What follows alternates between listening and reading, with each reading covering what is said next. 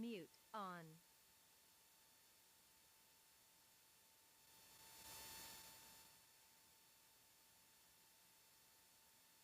Sessions and 30 to 60 minutes each. That's over the course of a month. So, is that something that you think you would use for on the planning side? But I think that really nice. But if you have, but his license can be like more floater, I think that might be helpful because I don't know who can do it more, but I certainly like that was type of thing, and this was whether I certainly wouldn't be a everyday user. So I'm not sure. There are, I wouldn't say reserve one license for me, but I'd be happy to learn about it, but like knowing what you can do with it, maybe more decisions or like know where the resource is, if I need it, or be able to ask more educated questions if I need information. All right, so once we get it up and running, I'll let you come over and take a look at We it. do have a person with a sheet probably that you guys the police have a vehicle? There's a two. So the gentleman used to be in jail for a long time. So she had a technician who was under her, and now Liz is with MIS. So she still does some of the stuff that Jillian did. I think that she also does other just tech support stuff with MIS. What? No, she doesn't do it. She just does, Just okay. Sorry. Okay. Well, that's what she does. Okay. So, then thank you, because I wasn't entirely sure. I knew she got relocated. I wasn't sure what all she was doing. Yeah. Okay. To help. So does she fall under Doug now, or?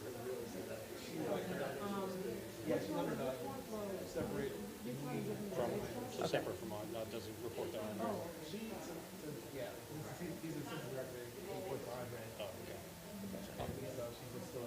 okay. Okay. That's good to know. Yeah, because like today, for example, I forwarded two things to her recently.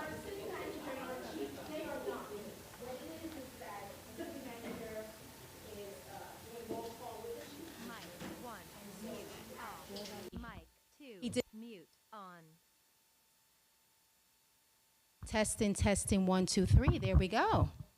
So our city manager this morning did the 6 a.m. roll call, and then he did this afternoon, and he did at 6 o'clock today as well. So he did indicate to us that he would be, I won't use the word late, his presence would be delayed. And so we were very much aware of that. But nevertheless, they just left the police department, you know, because with those things, sometimes you have persons that will ask questions or they have concerns, and you do have to address that. So they'll be here quite shortly. But I do understand that we are respectful of your time as well, and we know that you can just eat but so much food. And so we are going to begin. Is that okay? And then they'll begin. Again, thank you so very much for coming out. We know that your schedules are extremely busy, and you have taken time out to be with us today. And some of you were even here for some of the other series sessions that we had in this series for 8 weeks. And so today is the last night. Who is excited about that? And who is very sad? The chief had mentioned to me that she's gotten so many great reviews that she was hoping that we would continue. But there's so many other things to do in this amazing city.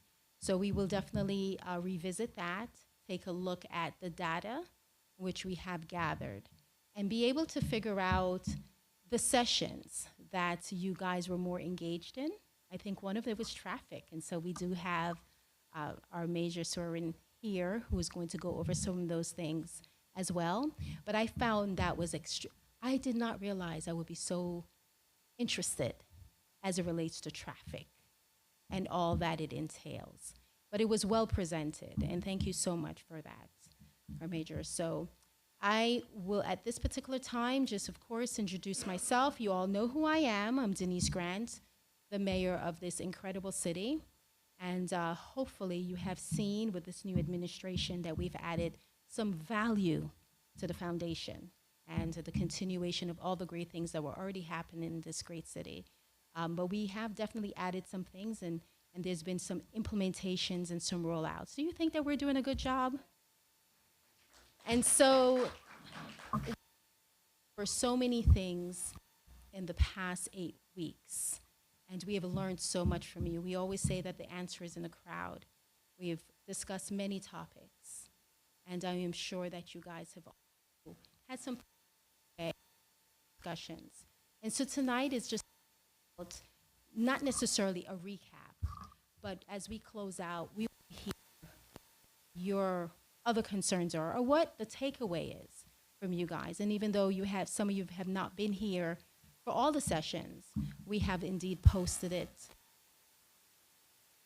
Outlets have had an opportunity to be able to see the discussions and be able to hear what we from the leadership level have had to say, and also what our residents are saying. And perhaps we can have a more engaging conversation tonight in terms about the safety of the city of Lauderhill. I always begin by saying, do you feel safe in Lauderhill? Yes? Absolutely. And sometimes it's unfortunate that oftentimes the narrative is not what our reality is, right? So when we watch the news and they talk about Lauderhill, it's unfortunate that sometimes it's negative. But we are writing our own stories, and we are doing whatever is necessary in order to advise individuals that Lauderhill is not just a place where you can come in and have a good time as it relates to entertainment. This is a place where quality people live. This is a place where persons work. This is a place where we thrive all together. We have, as you know, a commission of 5, myself being the mayor, a vice mayor, and 3 commissioners. And collectively, we are, of course, policymakers, and we work well together. And we listen to our residents. We are 5 voices of 75,000 residents. You guys have elected us to do just that.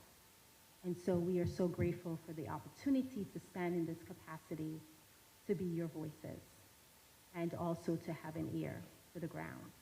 And so at this particular time, I would just love to acknowledge the leadership that is here. We have Commissioner John T. Commissioner, please come and join us. This is our finale. We have Major Sorin that is here as well. Please give him a hand. Of course, and we have our fire chief, Chief Torres, and his leadership is here, all his team. We thank you so much for being here. And we have the director of, our director for Public Works is here as well. Please give her a hand. And I've been seeing this guy a lot regarding code enforcement or code compliance. Mr. Darrell, thank you so much for being here as well. And Martine, you have to stand. Anything having to do with flooding, engineer. That's the guy. He is incredible. Yes, he is. We are all very smart. But he is the scientist, as we would say. You know, we say, don't have to be a rocket scientist, but he's that one. So we thank you so much, Martine, for being here. And Danielle, thank you so much for being here as well from zoning. And yes, the man has walked in, the man of the hour, our city manager, the extraordinary Mr. Kenny Hobbs, and of course, our deputy city manager, Mr. Sean Henderson. And we will clap harder because he's our finance director, so. Yes. We have our Parks and Recs director as well, and we have Mr. Newton, Mr. Scott Newton here. And the gentleman that just keeps us all out of trouble, keeps us well informed and make sure that we are in compliance of all things and that we are very knowledgeable. We can't do anything without Mr. Hans Attenot. And he is our city attorney. And you can't finish this out without mentioning the MIS. Yes, we thank you so much for being here. And everyone else that is in the room, the media, of course, Dreamy, and we do appreciate it. And so, city manager, is our chief close by? She just walked in. Okay.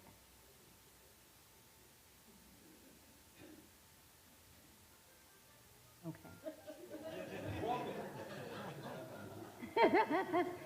Chief, Chief Stanley, please give her a hand. We have been waiting for you. We have been waiting for you, Chief. And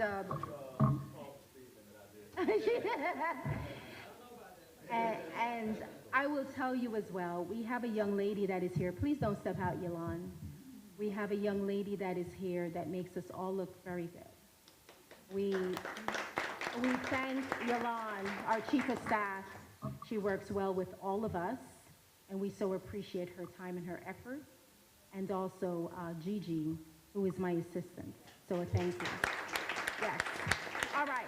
So Chief, if you can join me, we are talking about the topics which we have discussed in the past 8 weeks and how extraordinary it has been. It's been a really good run. And so tonight we are really just hearing from our residents as it relates to what they have taken away from the discussion and what are some of the other questions and concerns and what is it that we can address. And we just want to thank you for your leadership and helping to coordinate this. It has been fantastic. The residents of Okay. So this is your show, Chief. So let's, of course, acknowledge Central Lauderhill Neighbors Association. They Yes. also will be coming up with a All right, awesome, awesome. Well, good evening, everyone. And my apologies for being late.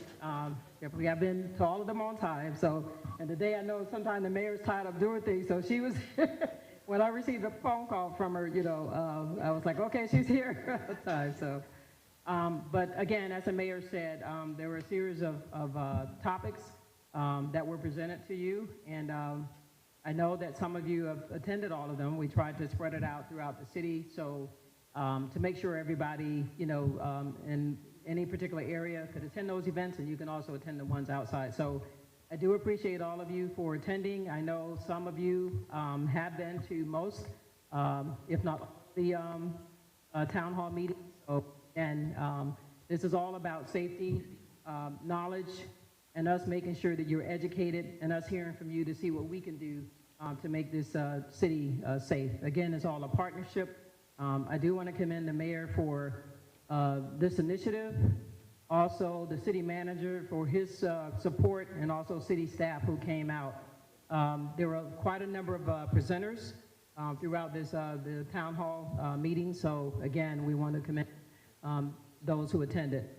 At this time, Mayor, I don't know if you wanted to cover the traffic component that we talked about. Mic 1, mute, off. Okay. All right. So at this time, we'll have a representative from Central Mute Lauderhill on. Neighborhood Association to come up and say a few words.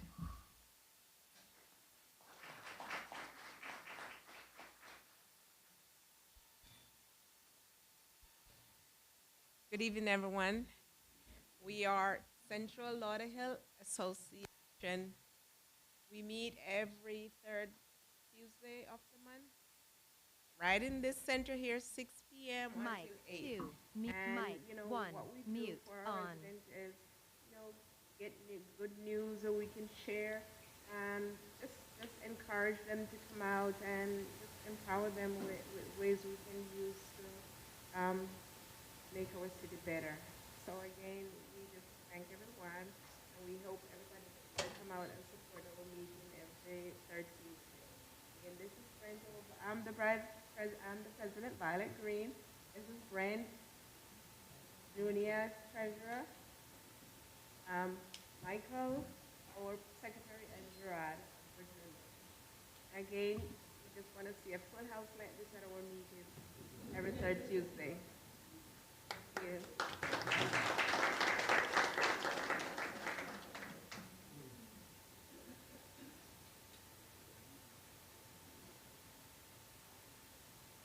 So at this time, I have actually the 8-week form, the different topics, and if I could, by a show of hands, how many people attended all of the events, all of the meetings?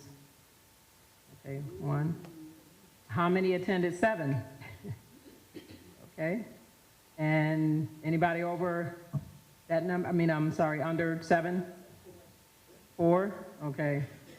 Well, listen, we really appreciate it, and again, it's very important for us to engage our community to make sure we provide whatever information you need. So we wanted to go over kind of the topics that were covered, and we wanted to recognize those who attended several events to show our appreciation for your dedication and loyalty to the city, as well as to the police department and our city commission. So can someone tell me? Oh, okay, I'm sorry. Well, out of courtesy, we'll have Commissioner John T. come up and say a few words.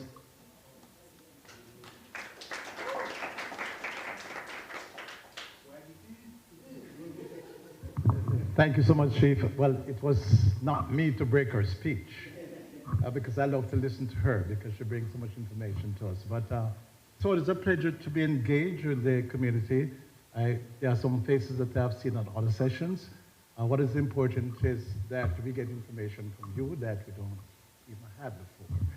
So when we come into these areas, apart from coming and knocking on the doors, we very rarely do, except you're campaigning, but it's also good to have an engagement with the community. So we learn more from you. And of course, we'll be able to address some of the problems and the concerns you might have. So as an elected official, it's incumbent on me to listen to your concerns and address them the best way I can. So it's a pleasure to be here with you to listen to you.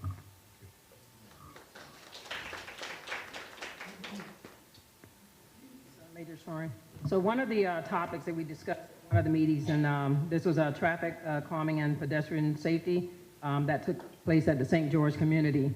Our mayor was very fascinated in that presentation and wanted to present that again. So I have Major Soren is going to come up and touch briefly on that. Following that, what I would like to do, if the mayor is fine with this, I'm going to go over the different topics that we had at each series, and just if we can hear from you, come up and talk about what you really enjoyed the most and what you would like to hear more of. So I'll have Major Soren come up, and then we'll go over the different topics that we had at each event.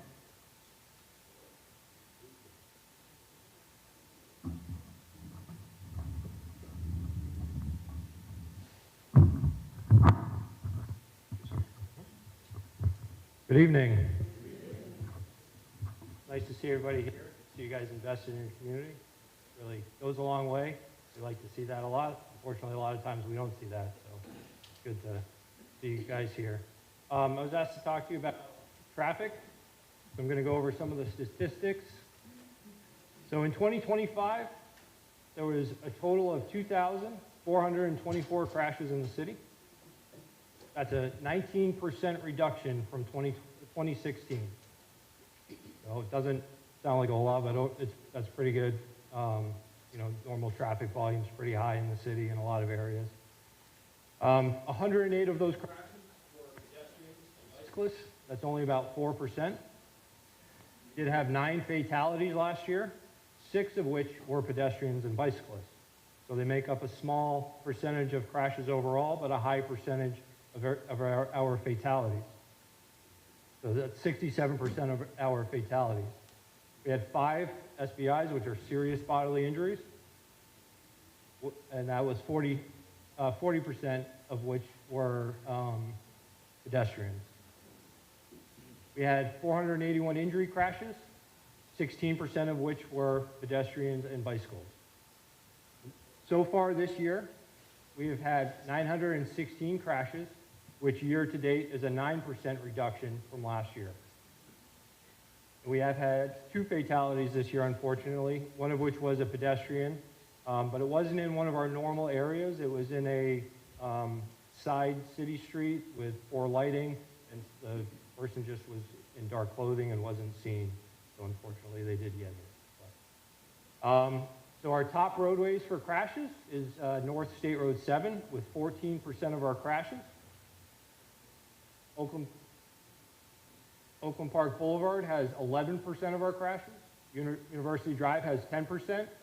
And 56 Ave has 7%. And then Sunrise and Commercial are tied for fifth place with 6% of our crashes. So the most significant time frames, the worst time frame is from noon to 6 p.m. with 41%. And then in that block of time, the most significant time is from 2 p.m. to 3 p.m. with 7%. From midnight to 6 a.m., it's not all that significant, 6%. And from 6 a.m. to noon with everybody going to work, 27%. And then coming home in the afternoon, in the evening, same thing, about 27%. So what we're doing to try and reduce those numbers, in particular the pedestrian and bicycle fatalities, we have two significant grants. One is called the High Visibility Grant, and it's a focus on pedestrians and bicyclists, and it's more about education than it is about enforcement. So we go out to areas that we know have a high percentage of crashes involving pedestrians and bicyclists, mid-block, you know, in the middle of the street that are running across or riding across, and we hand out flyers and talk to them and try to get them to follow the law about going to crosswalks and crossing safely. The other grant is an aggressive driving grant, and we get funds for equipment such as radars, lasers. We just got some new laptops for the traffic unit, which will make their job a lot quicker with issuing citations. And then we also get funds from that grant for enforcement. So we have a lot of guys that work overtime doing enforcement in select areas where we know there's a significant speeding or aggressive driving issue. We are also in the process of acquiring a pretty cool database called Urban SDK, and they use data from GPSs in vehicles and on phones to find speeds on roadways, average speeds and average volume. Can't tell who anybody is. It's just generic information about speeds and volumes down on roadways. So we can get AI alerts that are sent to us daily, weekly, saying, hey, you have a speeding problem on Northwest 15th Street near 56 Avenue. And we can dedicate somebody to go out there and address that issue. And then afterwards, we can go back into the system and see if our enforcement operation worked and see that the numbers were either reduced or we need to keep being out there and keep the enforcement going. So we're pretty excited about that. That's going to be a huge time saver. Because right now, in order to get data, we have to send somebody out with a box that they mount to a pole or a tree, leave it out there for a week, and then we have to pull the data out. They have to go back and get it, and then analyze the data, and that's very time consuming. So we're excited to get the Urban SDK and reduce the manpower it takes and have instantaneous information. We are in the process of implementing our school zone speed camera system. Anybody heard about these? Anybody excited about it? Not excited about it? Well, I'm excited about it, all right? It's going to be huge for reducing speeding in school zone because right now we have to dedicate officers to school zones. A lot of people don't see the signs, they don't pay attention, they're on their phones and whatnot, and they're just blowing through the school zone at 10, 15, 20, 30 miles an hour over speed. That's a huge, huge hazard for our kids, obviously. So our system's going to be running all day in between from the morning school zone all the way through the afternoon school zone. So we're going to start with 5 sites. Those 5 sites are going to be Parkway, so on Broward Boulevard for Parkway. And we just have westbound, so it's just going to be westbound traffic. 31 Avenue for MLK Elementary. Again, just southbound because we only have the southbound side of the roadway. Larkdale Elementary and Wingate Oaks. We're going to have it on 12th place. During our study, we noticed a pretty serious problem on 12th place. We're going to do 56 Ave and 19th Street.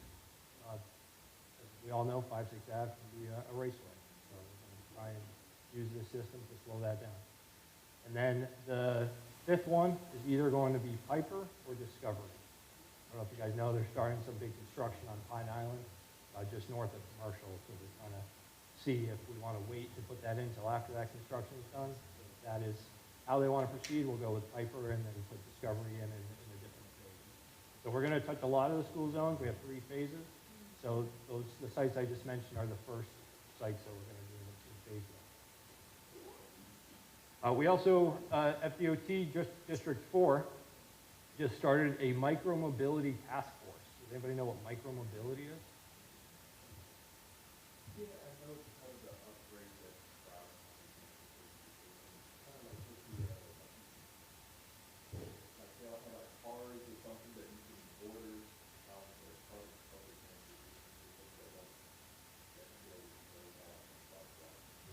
I haven't heard that, but it sounds interesting. So I want to hear more after.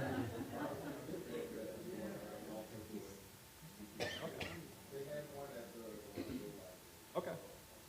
Awesome. So this task force, I mean, you could be 100% correct that there's another micromobility thing with that, but this one is having to do with everyone's favorite e-bikes and e-scooters and trying to regulate it. It came on us so fast that our codes and our laws were out of date as soon as they came out. So we've been working hard. Even the city, we're working to update our city code on the regulation of e-bikes. Because our current one doesn't even mention it. It just talks about bikes.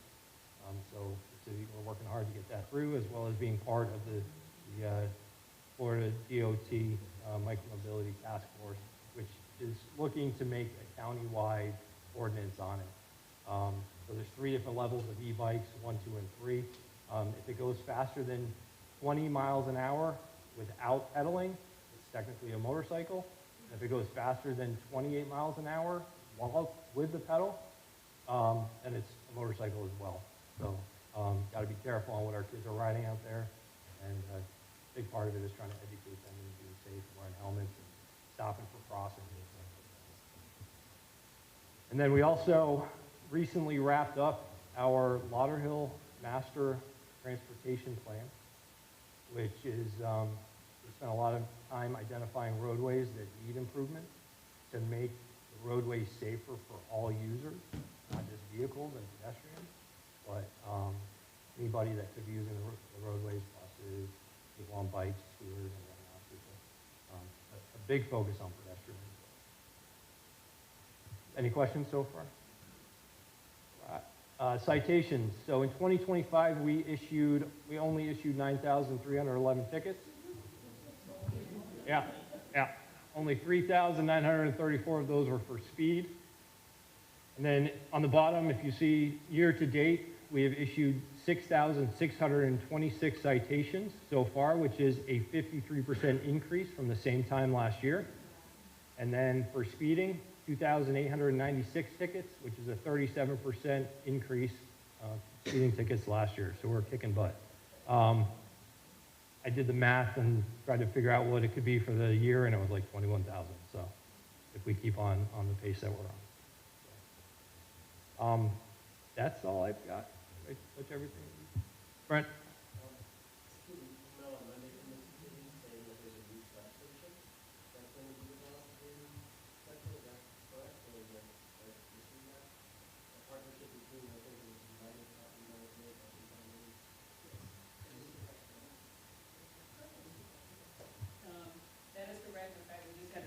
Cutting yesterday. So we've been partners with them for a while. You know, one of the things I mentioned at this ribbon cutting ceremony was, you know, typically there are problems or issues that you may have in a community or develop, and most of the times we're reaching out to try to see how we can address a crime. In this case, they always reach out to us. They've done it in the past. They've assisted with some of our community events. So they definitely want to make sure that the city is safe and, you know, looking into ways as to how they can assist. So one of the things that we talked about was this particular property, 2500 Club, for those of you who know, they have a lot of buildings there. So we are looking into having that particular location where they want a substation, having that renovated to fit our needs.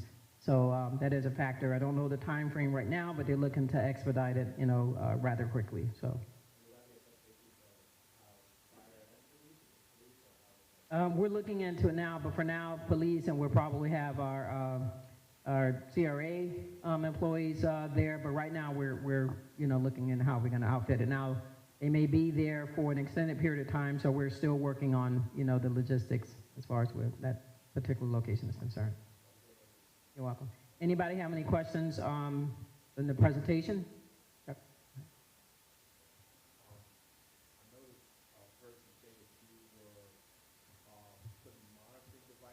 Mic 1, mute, off.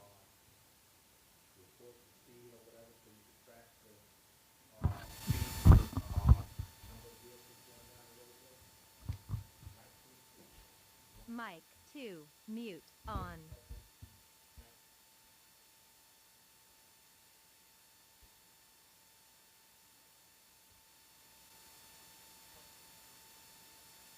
Mic 2, mute, off.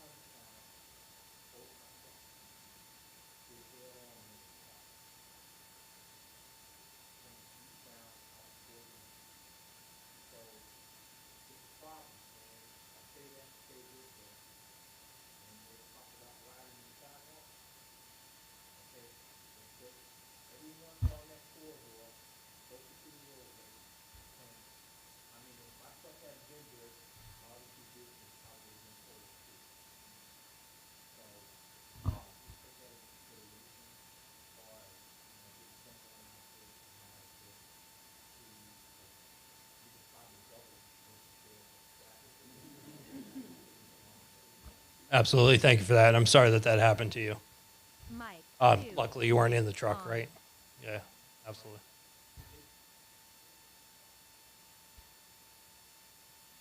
Wow. Okay. Did the other driver stay on scene or? Yeah, okay. Oh, no, okay.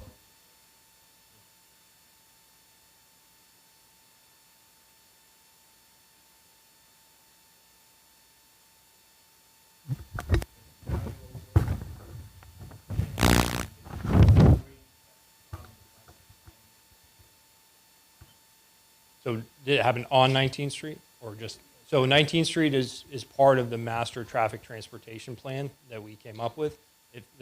One of the roadways we selected was 19th Street, all the way from Central over the overpass, all the way into, down to 38. So hopefully we'll be able to find the funding and get grants for implementing a lot of those traffic calming things. But I'm going to get the traffic unit out there to do some enforcement. What time was this? In the afternoon? Okay. All right, yeah, we'll get somebody out there and I'll get those. So right now, we don't have Urban SDK yet, which is the web-based platform, but we have boxes, like I said, that we put out. We'll get one out there early next week and get some data and try to find out when the prime time to get our guys out there is. Thank you. So sorry to hear about that. Really sorry. And Major, wanted to find out, as it relates to the citations. Yes, ma'am. We saw an increase, and we're not necessarily sure what that number is going to be at the end of the year. But have other cities have those challenges as well as it relates to the uptick? Uptick in? Citations? I don't think it's a problem. I think it's a good thing that we're out there doing it. Well, I mean, seen- you guys were always out there doing a good job, but there has So with been with a significant increase. With the grants, we've been able to get out there more and do more enforcement. So that's helped us be able to be out visible and stopping the people that are speeding. Right. So you're not necessarily saying that there is more of that. You're just saying that because we have the technology, we're then able to We have the track funds- more and be able to. funds from Okay. the state and be Got able to it. get out there and stop them. Okay. Correct. All right. 53% increase is a lot, right? All right. Any other questions as it relates to traffic having to do with citation or anything? No, not at all? Okay. Well, Major, thank you so much. We do appreciate you. it. Please give him a hand. And as the chief was mentioning, we have over the past 8 weeks have discussed many things. Neighborhood Watch, community patrol, which is about partnering with residents, with police. Of course, we did as well emergency response time and resources, titled Where We Stand and Where We're Heading. And then youth safety and after-school programs, and it's called Prevention with Opportunities. traffic calming and safety, which is a street that protects everyone, home and business security, tips, grants, and best practices, mental health and crisis support, safety beyond enforcement, disaster preparedness, hurricane, floods, power outage. And now we're here for your greatest concerns, working together on fixes and solutions. So some of you have been here for all of the series, and others have been here for maybe one or two. We just want to hear a bit more from you. What are some of your concerns as it relates to the safety of Lauderhill, or just in general? Not necessarily a question that would just be geared towards the police department or even the fire department, but maybe perhaps code enforcement or some of our other areas or disciplines. We want to hear your thoughts. How, in addition to that, can we keep you safer? Don't be shy. Okay, wonderful. And remember, we have all the disciplines that are here to be able to answer. Go ahead, sir. I don't really have that much to say. I just think Good to see you. thanks. Love to do. Thank you. Yes. I just about the 53%. Go put the mic. I'm The sorry. 53%. Yes. I think that's a problem to me. Mhm. Even though I understand you got a new system and everything, to me, that's a problem in that area. It's like just about more than half people are getting tickets and stopped. I don't know what to say about it. I don't really know that much about it yet. But you're concerned. Yeah, because that's too much. That shouldn't be. It's just too much to me. That's over 50%. So that increase citywide, so not a particular just- area, right? But it's in Lauderhill, right? Just Yes. What particular areas? The ones basically in this area. I know we can pull those stats back up. He said Oakland Park Boulevard. Yeah, he mentioned the main. University. Yeah. But it's mostly like. Mic 1, mute on. Yeah, and when you think about it, You need to go over that one again to me because that's just too much. right, and when you think about areas that have that open roadways, we wanted to go over the areas, she was just saying where, Walk out your door. That's yeah, concentrated areas where we're having the speeding issues. So I know you've covered those areas, so here back up again. So she was concerned that that number is very high as far as it relates to traffic citations. Also keep in mind, we often receive those complaints. I know the commission, the mayor, our commissioners receive them, so these are things that we have to address. And as mentioned before, with the technology, we can be proactive and identify these locations, but oftentimes, like you mentioned about the complaint on 19th, which, we know that's part of the traffic, master traffic plan. But again, we rely on the information from the community to identify times. When we get the resources, the available resources, it will narrow down those times, and you'll get real time where we can focus our attention on. So if you want to just cover a little bit more on how the traffic unit operates when it comes to traffic citations and speeding.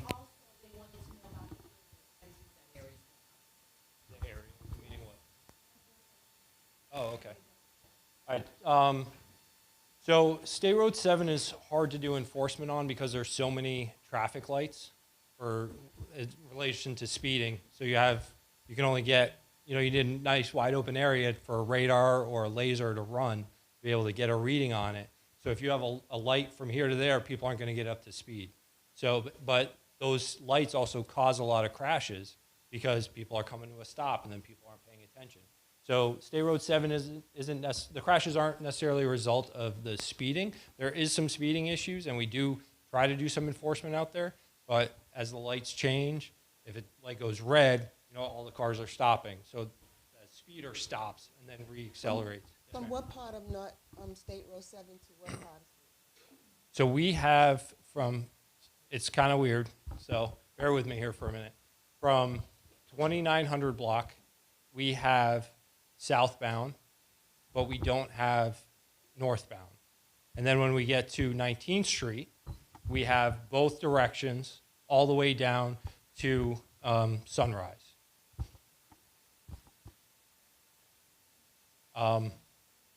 What? shaking your head. Can I help you with? Yeah. So Lauderdale Lakes has, from 19th Street to State Road 7, they have, or the 2900 block, they have the northbound side. So we can't do traffic enforcement on their side, and they don't do traffic enforcement on our side. So you're talking about from like Broward Boulevard? So Broward Boulevard to to Sunrise is Plantation. So Broward Boulevard to Plantation. From Broward to Sunrise is the Broward to city of Sunrise. Plantation. We don't start until the alley on the east side of the businesses of State Road 7 between those two roads. Where are you seeing the speeding issue? Is there a particular 100 block? I'm not looking at, I'm just saying, I'm trying to get your area to have such a high percentage of 53%. That's like more than half. It's just, to me, it just seems 53% too of much. 53% of what? I know, in the increase, yeah. Of, To yeah, me, yeah. it's just, So that I just was was trying to see what the 53%. that was because citations that we That's issued. just too much to me. It's just too much. Because I know my son was in a car with a few friends and they got an unnecessary ticket. And I'm just like, what's going on? So it's just a lot. That's all. That's So- all I really wanted to say. It's just, that's a lot. So it really comes down to that we're out, because of the funds that we receive from the grants, we're able to be out there more and do more enforcement. Okay, all right. Well, thank you. I know we haven't satisfied your thoughts yet. However, I'm sure that we'll get to it somehow. We'll talk with you a little bit more about that. I think your main concern is having to do with perhaps some of these tickets are not necessarily necessary.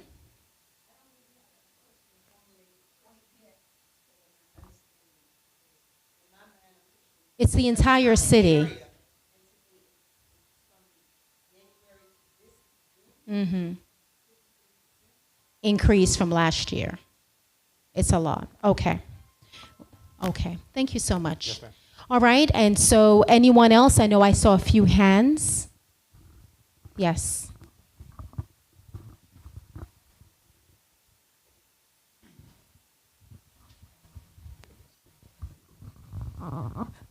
Good evening. This is my first meeting, but I kind of follow on social media. Yes. I live behind the Lauderhill Mall, Right. and my concerns are, especially with enforcement, works, and not too much public utilities, but just maintaining the area. I had a package delivered on the street behind me, on 15th Street, 13th Street. And I was looking for to deliver my package because it was delivered twice. And right in Mic there, one, I was just mute so on. disheartened at what I was seeing. I mean, it's really bad. I constantly call our officer in our area. I can't remember his name at the moment, but you know, When you say our officer, you're speaking of our code enforcement officer? Yes, I'm Okay. sorry. Yes. Talking about different things that I see being the eyes in the neighborhood. I have no desire to move. I've been in my home 26 years. I bought it for pennies. So to move is not an option, although I could move. But I would like to see the Lauderhill that was there when I moved in, code-wise, because before I could get my boxes out the truck, code enforcement was on my butt. Okay. And then when I called, and I'm told that the code enforcement officers are hired part-time until they become full-time. I don't know if that's true or not, but we need a little more than part-time people. I never see code enforcement unless I call. Okay. Or stop them on the street. One day I stopped a supervisor asking a question, and he just kind of kept rolling while I was in the car talking. He was in his car, I was in my car, and he kind of just kept rolling, not really giving me the time of day. But yeah, something needs to be done with code violations, even those that are just don't care that they're getting up fines on their property. But our neighborhoods are really, really, yeah, they're falling apart. Okay. And tell me that area again? I'm behind the mall on Behind the mall, 43rd, between where I travel the most is 43rd and 11th Street off of Sunrise. right up to Lauderdale Lakes, south, north Okay. of me. And 47th, so I'm really in the area of the middle school, the elementary school. So that's where I live. Right. But sometimes I just ride around just to see. Right. I noticed there are a lot of houses in our area that are for sale, been for sale for quite some time, but it's just so sad to see that not only does code enforcement, I'm not saying they don't, not only is, I want to say this right, we need to care a little more as property owners Right. about what we're putting out there, as far as how our neighborhood looks, because most of us bought in the neighborhoods that we live in because they look nice Right. before we moved in. So we have to not give anybody any incentive, but if we keep code enforcement front and present, then people will know that they just can't, do anything at their house. There's a house near me. There has been 2 cars under a tarp in the whole 26 years I've lived. And they cover the cars. They're backed in the driveway, so there's no tag or anything. But I mean, something Has to be done. needs to be. Okay. Well, please give her a hand. That took a whole lot of courage as well to be able to stand up and say those things. And we appreciate the fact that you are a concerned homeowner, concerned resident. And as you know, most of us in the leadership stands, especially as it relates to the commission, the entire commission lives in the city of Lauderhill. It's mandated for us to do so. And in many of our leadership, the city manager has been here since the day of 1. Can you count the day of 1? Since the early 90s, the early 80s, and has worked in the city of Lauderhill since the 80s as well, and so quite invested in this great city. And I'll just speak again as it relates to our deputy city manager who was raised in the city of Lauderhill, and his mother still lives here. So we all have vested interest. And there are times as well when we drive around the city and there are areas in which we are a little bit disheartened.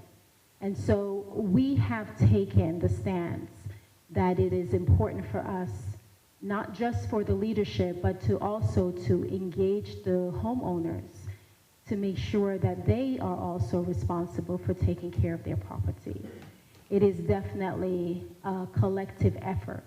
So we will make sure on our end that we are doing whatever is necessary. There has been some changes as a result of what you have spoken of. When I first came on as mayor, the city manager, myself, and the now code enforcement or code compliance director took the opportunity to drive around the entire city, and we returned home after 3 a.m. that morning to make sure that we were taking notes and we were seeing what you were seeing. And for sure, we can't speak about something that we don't know about. So we wanted to make sure that we were knowledgeable as well. So based on that and just making sure that our meeting city manager that we have at parks and we walk and we talk, that's also a part of assessing our parks, making sure that when we're speaking to you, that our ear is not just to the ground, but we know for sure because it's firsthand witness of what this beautiful city is and what our hope and dreams are for it to become. And so some of the things that we have done so far, and then I will turn the mic over to our city manager, who will then go into a little bit more detail. But under his management of the city, he has ensured that, number one, there is more accountability and transparency as it relates to our code compliance department. So much so that we have changed the name. It was code enforcement. We have called it code compliance for branding purposes because it's important for everyone to know that there is a change, right? We have also ensured that we have more staff on board. So whomever is telling you in terms of just part-timers, they're giving wrong information. And furthermore, they should not be doing that. And we have made sure as well that we have a new leader that understands the city in the way that they should in order to manage and to supervise the code compliance department. So there are many changes that are in place, and it does take time. We always say that Rome is not built in a day, and it sounds like a cliche, but it's not. Indeed, it does take a bit of time for us to put all the pieces together and ensure that we're doing it the proper way. So we have a great foundation here in the city, but of course there's always areas of deficiencies in which we can improve upon, and we are indeed doing that. So our code compliance department is almost brand new in many ways. There's lots of things that are done. I am like you. I like things done immediately. Execute. My city manager is a little bit different. He loves to talk about policies. Looking at the things that matter to make sure that we're in compliance. Right, sir? And just make sure that we're doing it the correct way. So I am with you. There are areas that do need to be cleaned up. And if you saw us out there last Saturday, there were lots of people that were walking around. We took the area of the east side of Lauderhill, and we went and we cleaned up that area. And this is the second time we have done that, and we will continue to do that. Because people do take on the personality of their leaders. We want you to know that we care, and because we care, there's an expectation of sorts. So we also are making sure that we are engaging the homeowners for them to take responsibility of their areas too, right? It's very, very important. So simple and practical. If you go into someone's home, and when you walk in, the home is clean, and they take their shoes off, even if you're a visitor, what are you going to do? You're going to take your shoes off, and you're going to be mindful of even where you sit. And so it's important for us to understand that why we're out there helping to keep the city clean. Because we want persons who are coming understand there's a certain standard and expectation when you come into the city of Lauderhill. But we also want the homeowners to take pattern for what we are doing. So we are working towards that. I agree with you 100%. And I thank you so much for your comment. Go ahead.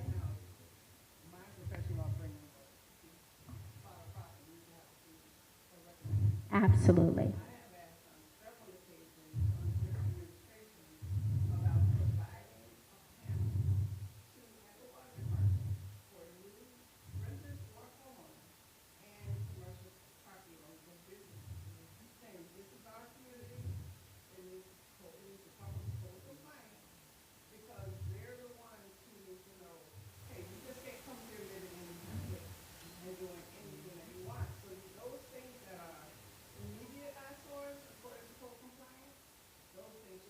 Mic 1, mute, off.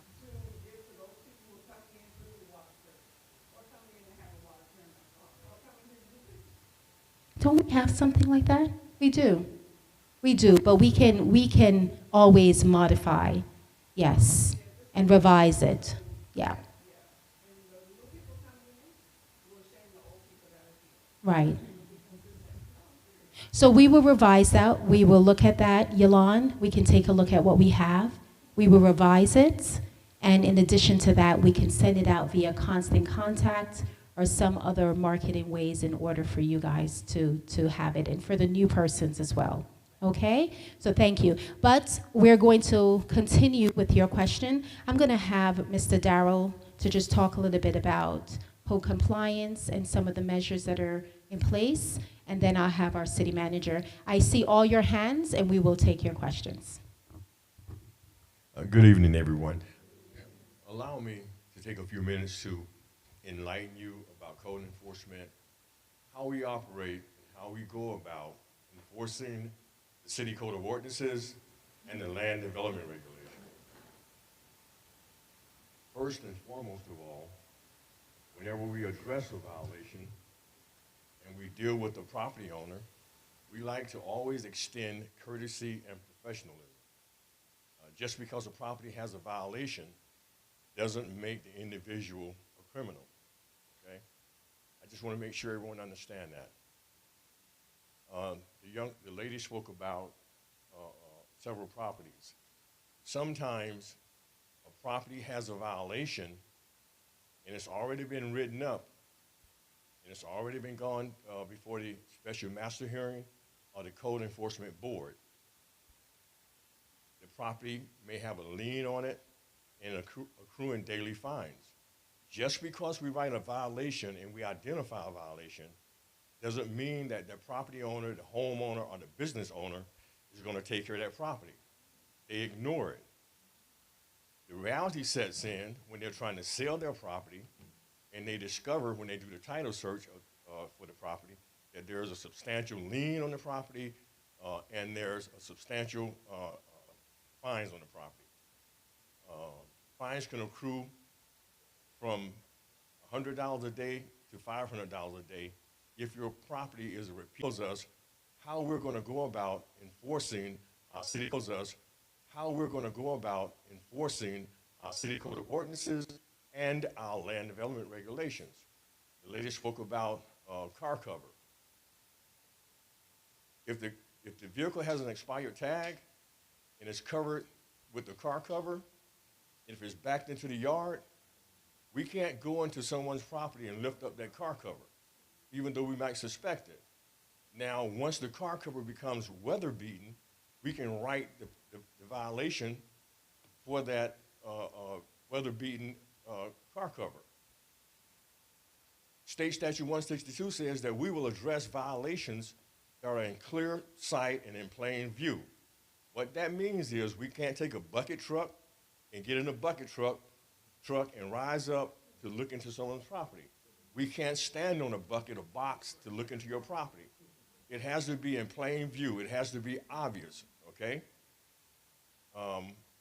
So there are restrictions that we are held by, okay? So it's not that code enforcement is doing their job. Can we do a better job? Of course we can, and we are in the process of doing that.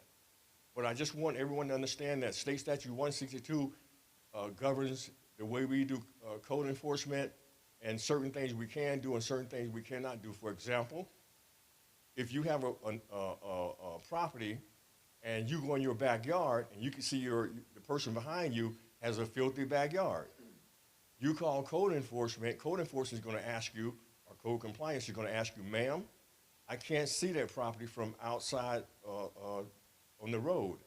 Will you allow me to go into your yard, your backyard, to view the property? We have to have your permission. If you tell me no, then there's nothing I can do. I can't write the violation, okay? So there's stipulations, but at the same time, we're making strides and efforts to do a better job to enforce the city code of ordinances and land development regulations. Land development regulations deal with there are two things we have. Land development regulations that deal with things such as landscaping, minimum housing, signage, and business locations. And our city code of ordinance deal with occupational license, a business license, business tax receipt, however you want to call that. So those are the things we deal with. And there are always extenuating circumstances that we're confronted with, and we work to resolve those issues. So do I have any questions pertaining to code compliance as far as the way we enforce the ordinances and land development regulations? Yes, ma'am. Can you speak up, ma'am? We have a fire hydrant. I don't know if that's code enforcement or whatever, but anyway, it has a sign on it, City Hall, something on it. It says out of order. That might and be it's fire. been like that. It's been like that for like 3 years. And when I called, finally they told me they'll be out there next week. Then they came out. They dug a deep hole. Then I had to call back because children were throwing stuff in the hole. Come dig, cover the hole back up. And then I thought, okay, they'll it's been, and I'm constantly calling, and I don't understand why. Very good question. Very good question. I'll get with you after the meeting and take that address to ensure that we could take care of that issue. But the fire hydrants in our city are actually maintained by our utilities department, right? And we actually test all our fire hydrants twice a year. So you may have seen them to be out of service, and we label them so we know that when coming to a fire, that particular hydrant is out of service. So we don't stop the fire truck there and make our proper hose attachment because we know that that hydrant is not going to be in service. But they are maintained and they are serviced by our water department and utilities. So, and we are in the work on repairing and replacing a lot of the old hydrants because there's a lot of very, very, very old hydrants in our city. So I've been working with the director of utilities, and he's got a plan in place, and he's got a company that he is working with that they're actually replacing those hydrants. But I'll get your address to ensure that that one in particular gets done. I hope that could answer the question. Good evening. And just to speak briefly about code enforcement, as stated by the mayor, as well as Mr. Jordan, recently we have made some adjustments to code compliance. We recently made adjustments to code compliance. About a year and a half ago, we actually split code compliance up into two departments. One department managed the commercial inspections, while a second department managed the residential inspection. In doing so, we became aware that that was just not efficient, and it was just not working well. So about a month or two ago, I combined those departments back together under a single director, and it's a standalone department. In all previous years, code enforcement was a division within a department within the city. Understanding the importance of code enforcement, understanding the direction of our mayor and current commission, and hearing from our residents how important it is for our communities and businesses to be maintained, the decision was made to create a department which will allow a single director to focus solely on code compliance. So that's what's been happening now. So what you will notice is more officers within all of the zones, within all of the communities. The officers now have been or are going through the process of being cross-trained, so they're not only doing commercial or residential, but they will be responsible for doing both commercial and residentials within their zones. They're going through, I guess you'll say, retraining, because we want to make sure that everyone is enforcing or following policies consistent. We don't want to have one officer who thinks that property is okay, and there's a second officer that says property A is not okay. So I think it's important that they are trained so that we're consistent in applying the rules and the regulations of the city.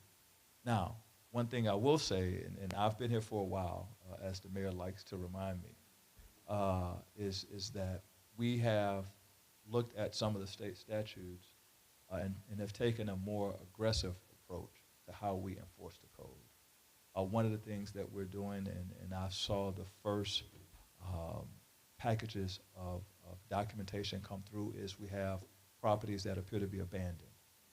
So we're moving forward. We're taking those properties onto our unsafe structure board. We're working with our city attorney to move forward with foreclosure action on those properties.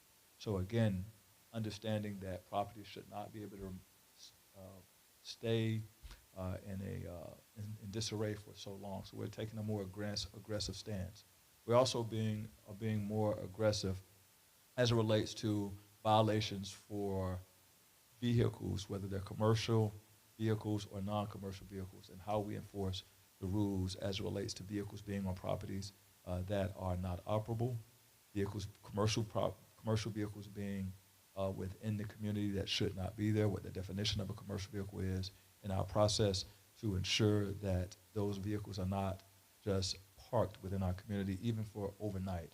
So we're taking a more aggressive stance in dealing with that. So you should start noticing some changes as it relates to the area of code compliance due to some of the recent changes that were made in the more aggressive stance. We understand that code compliance is very important. The appearance of our properties are very important. We put together what we call a NEAT team, where NEAT, yes. And so part of that, the goal of that team is we felt that it was important to, as they would say, clean up around our own house before we come to yours, right? So we actually put the team together and had them go around to all city facilities and inspect city facilities. and actually write reports, i.e. violations, on those public city facilities. So we're holding ourselves to the same standard we expect to hold our residents to. Following the city facilities, we've gone out to commercial facilities. So we're doing that same review at the commercial facilities. And now we will make our way to residential properties. We understand that we probably have a greater ability to make the improvements to our properties. Commercial property owners probably have a greater ability to make improvements to their property than our residential property owners. So we're working our way down to our commercial property owners. But what is important to understand is that we recognize the importance of code compliance as it relates to branding that the mayor spoke of and the dissemination of information. We do have what we call the top 10 code violation. There's a pamphlet that we have. It's circulated online. We have included it in our spotlight in the past, and one of the things I know that we can do a better job is providing that information. To your point, and speaking with Sean Henderson, the deputy city manager, but he's also the finance director overseeing the finance department.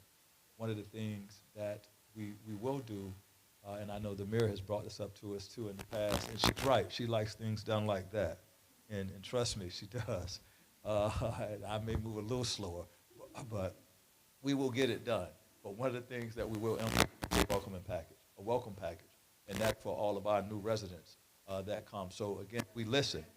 Yes. So we listen. I know I don't move at the pace that you would like to see us, and I definitely don't move at the pace the mayor wants to see me move. But we're getting there. So, but that is something that we will be providing to our residents as well as our business owners. Again, we're trying to repurpose and find the most effective way to get the information out. Even when it comes to our spotlight, trying to be effective. We understand there are costs involved in how we disseminate this information, and how we've done it in the past may not be the best way to do it now. So we're making adjustments even internally to make sure that the information is getting out to the public, to our residents, to ensure that they, understand what the requirements are. And to your point, oftentimes when code compliance officers approach property owners, the first thing they'll say is that, oh, I didn't know. So we're making sure that they're educated so that when we come out and we start enforcing these rules, the I know could not be an excuse. So we are working aggressively to address that. I ask for grace.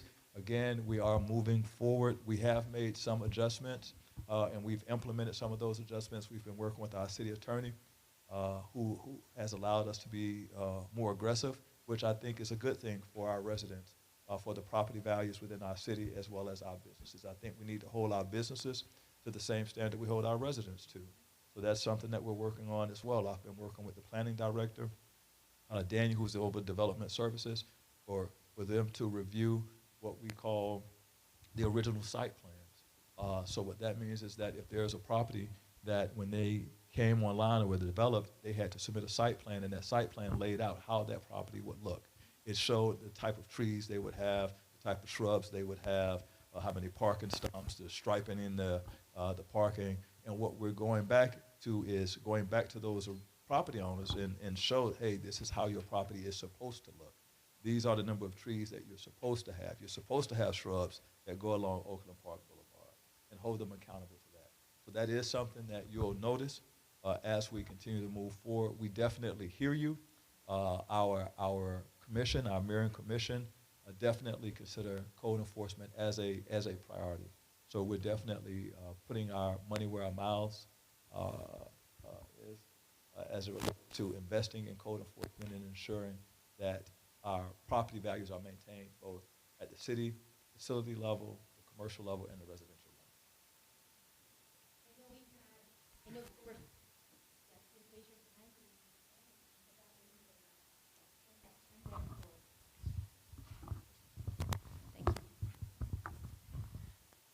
Hi, my name is Celia, Lauderhill resident. Mayor, I have 3 questions. So how would you like me to ask them? One right after the other consecutively, or one and then wait for a representative to answer? There's about, I would say, about 8 of us up here, 7. So just ask all 3, and each of us will remember at least one. Okay. Fantastic. And so I know the city is really good about giving responses. I ask for answers to the questions I'm about to ask. First question is, who is responsible for the swale in front of Lauderhill Middle or Lauderhill 6 to 12? Second question is, This is for Public Works. I know I'm really concerned about the integrity of the construction that I see around the city. Two mayor series ago, town hall series ago, I expressed my concern for the integrity of the rubble strips that are put around the city. And I have a specific concern about one that I see in East Lauderhill on 16th Street. And then third and final is, I'm just curious overall, how long does it take to get a digital flyer attachment for a city event?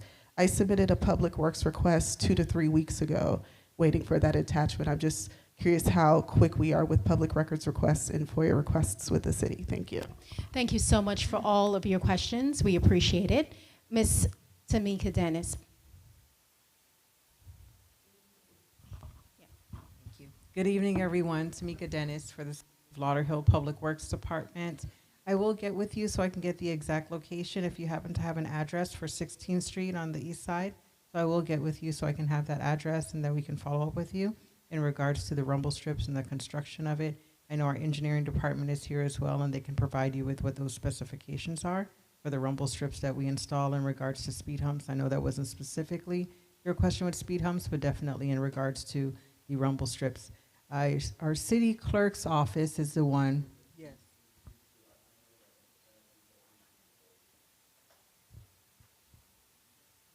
I know in the past we've had issues, or at least concerns expressed with the rumble strips versus the traditional speed hump. I know, again, there is the ability for us to replace those with traditional speed humps. At one point, that was the method that we were utilizing. We now have the ability to install speed humps, traditional speed humps in-house. So that is something that if we come out and we take a look at it and it makes more sense for us to do the traditional asphalt speed hump, that's something that we can do when we come out to assess the speed hump. But we do have that ability now to do those additional asphalt speed humps. And we have.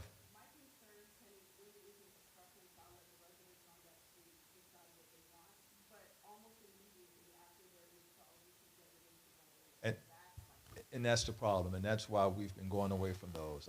That is for that reason. So that is why we've been going with those, the more traditional asphalt speed humps. They seem to structurally work better for our community. Yes, more doable. Yes. In regards to your request for the flyer, the city clerk's office provides our public records, but I will find out that information for you, and I can make sure to provide that to them, whether it was deriving from Public Works or whichever department it is that you're looking for that flyer information attachment.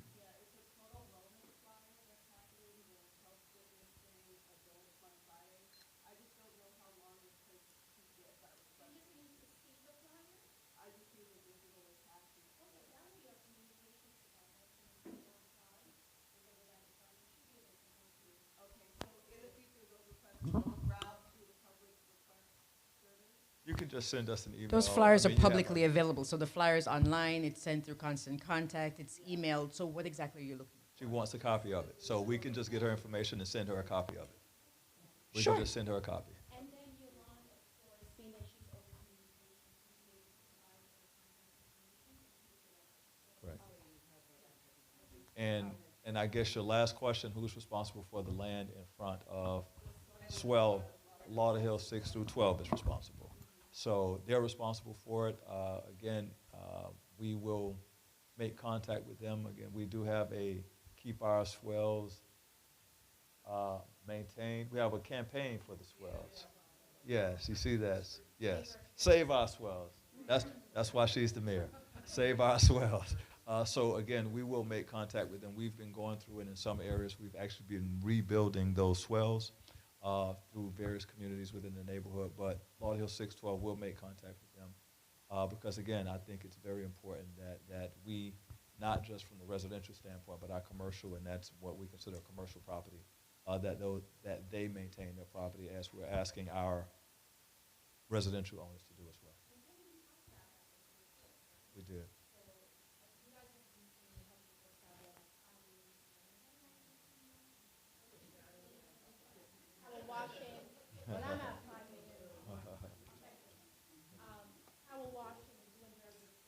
I mentioned to the city manager the other day, there are specific areas, the grass is just lush and flourishing, and then right across the streets, there is something different. And so we had that conversation, and he confirmed that the property owners, whether it's the condos or the apartment buildings, they're responsible for that area that I was concerned about. And so that's a part of what we talked about, of everybody coming together and ensuring that the city is as beautiful as it can be, right? And so it's all about quality, keeping your property clean, and making sure that the upkeep is up to standard. So we are having those sort of outreach to property owners to ensure that they see what we're doing and that they're following the pattern as well. So that's something that you will see some changes in the next 3 to 6 months as well as it relates to that, okay? So thank you for that. And yes, sir. And then, Madame, I'm going to come to you and to you as well. Yeah. Just for your information, we have an active, yes, ma'am. We have an active community association on the east side. We meet the first Tuesday of every month. City has been very transparent as far as having department heads come to our meetings. Code enforcement is there, so you can ask questions or express your concerns at the meeting.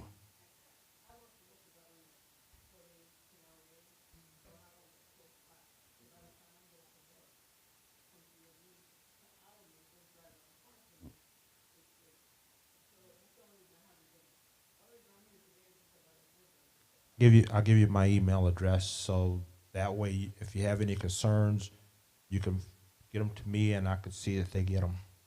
If you don't want to deal with the city, okay? She wants to deal with us. But I will tell you but I will say he is an active HOA president. He is at almost all of the meetings, the city commission meetings in the city. So it would be good for you to be able to engage with him and have some dialogue that relates to other concerns that you have. Yes. All right. Yes, ma'am. Hi. Good evening. I'm LaWanna Jackson, Ms. Lauderhill Jackson. residence. Two concerns. I live off of 49th and 22nd, and the utilities department is over there. Yes. There's water always coming out. I know they're working on it to improve the water situation. Yes. The water plant. But there's always puddles of water on the street. I don't know where the water's coming from, but it's a constant flow of water. Can that be fixed? Oh, yes, and then we are in the process.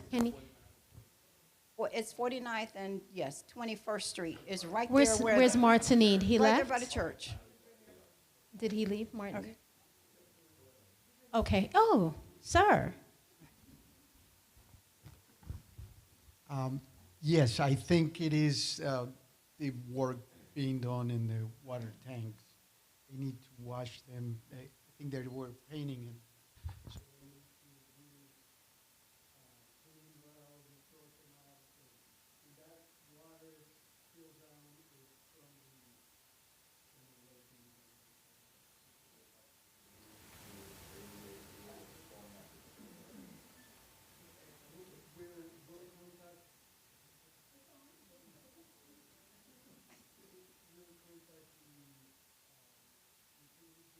Okay. Okay.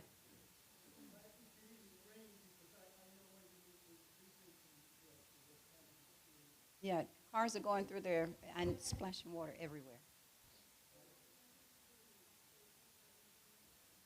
No.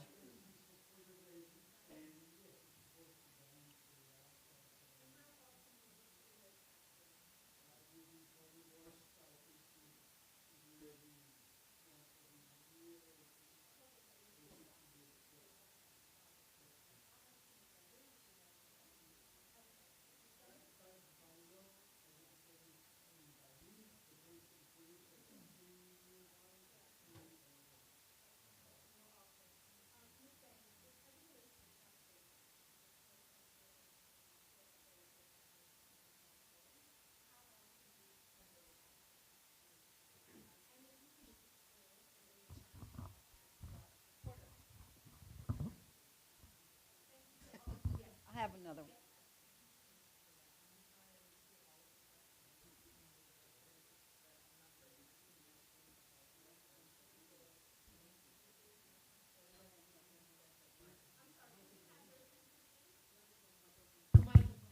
Is that better? Yes. Okay. I'm sorry, I didn't hear the question. I was speaking with the resident. I'm not sure if Martine had mentioned before what basically when it comes to our maintenance agreement, typically how often we would clean our catch basins. Usually that comes to about twice every 5 years. Now, I don't think that that's adequate, so make sure that we touch our catch basins more than that, at least a year. We touch them at least 2 to 5 times each year, and that's east, west, and central. So we have our Vector truck. I'm not sure if any of you have seen it around the city. It's really difficult to miss. It's a huge vacuum truck. Our utilities department has one as well for water, wastewater, and sewer. However, in public works, we have one, and we clean what are called catch basins. They're also called drains. It's very similar, very different from utilities. Utilities has that round pothole-looking, or almost manhole cover that you see in the road. We call those are for the Ninja Turtles that goes into the sewer. The one for public works are the ones that have grates in them. So it looks like a little box or a small rectangle. It has grates in them. Those are the ones you don't want your phone to drop in, you don't want your keys to drop into. Those are catch basins, those are drainage, right? And that is what we use because when it rains, the water has to percolate and go somewhere. I know the mayor spoke about our swales. Our swales play an active role in that as well, but that's where our catch basins come in. Because when the water drains off of the road, off of the sidewalk, or even off of into the swale, it finds its way to a catch basin so that way it can drain. And it can either percolate into what's called a French drain, I won't get really technical, but into a French drain, or it can go into a drain that drains out into the ocean. And that's what we use to try to keep the roads clear and the rainwater off of the roads. Now, sometimes the rain, it can overwhelm some of the systems and it takes a little bit longer to go down, but that's the whole purpose of our catch basins and our drains. So when we have our Vector truck, to answer your question, when we come around with our Vector truck and we do maintenance throughout the city, we make sure that it's not filled with debris, which sometimes happens, especially in areas that are heavy populated with trees. They can be filled with leaves, they can be filled with debris, litter, unfortunately. So our Vector truck goes through, we clean out any water. Sometimes tree roots are in there as well. So water, tree roots, leaves, plastic bottles, straws, all kinds of things that you can think of, chip bags. And we clean those out so that way the water can actually flow clearly and flow freely through those areas. So that's the purpose of when we go through and we clean our catch basins. But if there is a question about a particular area, then I can let you know when was the last time we've been there and when we're scheduled to go there again, so I can get that location or that address from you, so that way I can provide you with that information. Okay, it's not the catch basins that's the problem. It's they're working on the facilities over there. And whenever they work on the facility and you drive down the street, there's water right there at 21st Street, right as you come out of the plant, the water plant, there's a bunch of water there. And it's there every day. That was my concern. I was just wondering what that was. In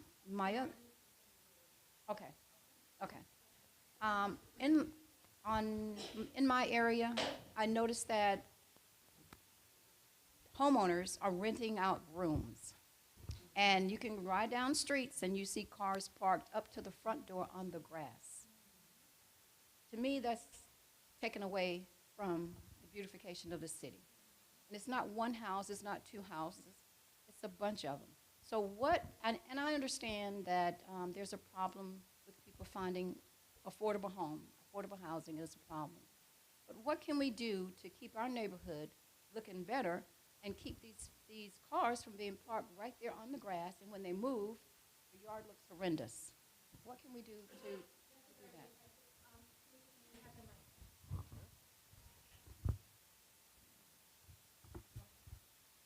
That is indeed not a legal question, but we've had questions, city attorney, as it relates to the parking and what we can do and so on. I would love for you to be able to touch on that. And then, of course, we'll have the city manager just discuss a little bit as it relates to the multiple persons in the home and the cars and all of that extra stuff, okay? Thank you, Mayor. Good evening. This is what you call democracy at work, where the government closer to you, and we have basically telling you you have access to us. And I will give you my cell number at the end of my conversation. With respect to the question about vehicles parked, obviously grass, that's not permitted. Obviously, we need to look at it. you have to maintain a certain green space, and obviously planning and zoning can tell you within your home. So if vehicles are parked on the grass, especially the front yard, that's a violation. We can't cite them. So I work with code enforcement city manager. If we get the location, obviously we need to cite these individuals home. With respect to the occupancy issue, one of the things I learned, I've been doing this for a long time, you know, if you go to a home, if they're renting a room, you knock on the door, you know what they're gonna tell you? Oh, that's my cousin. Okay? That's All my right. brother. Okay? So you may not have any, you know, it's hard for us to enforce these type of rules because we don't have any proof. So the exterior problems that they're creating, the parking problems, obviously they're visible, we can't enforce them. But in terms of the occupancy, obviously we have laws in place to deal with those issues. But a lot of time, that homeowner will lie to us unless we have some external proof or somebody give us some proof that they obviously, they have 2 rooms, got 10 people in that house, that's a violation of our code. So we will enforce it, but, you know, we need your help. Code enforcement is a two-way street. You know, residents tell us, violators, and we go out there and enforce. And one of the things I want to be mindful that our mayor, commissioner, public safety has been the #1 topic since I've been here. But at the same time, some of your neighbors and friends, when we start really enforcing the code, they call the mayor and commissioner, hey, bam. So it's a two-way street. So no, okay, no, I'm just telling you, they get the complaint. They get people complaining that we're too aggressive. Okay, but as I indicate to you, from my experience, when we get because we don't want the calls from residents about that. Okay, so when we get the complaint, we want to make sure we follow through and address that issue, because if we don't address it, we don't get another call. So our job is to remedy the complaint as soon as possible, as the mayor indicated. So when the manager contact me or the police department, we find a way to enforce the law to make sure we remedy the complaint. So that's my job, to at least help them enforce the law. Thank you. He is a very nice gentleman, but I will tell you he's very aggressive and very assertive as well. We get things done, right, Danielle? Yes. Okay, city manager. You know, honestly, to the point, to Hans's point, it is a violation, even though, and Daniel can probably speak more specifically to it, but the statute, the state law, allows individuals, unrelated individuals, to live together. Now, what they're required to do is to have what we call a certificate of use, but we're still able to enforce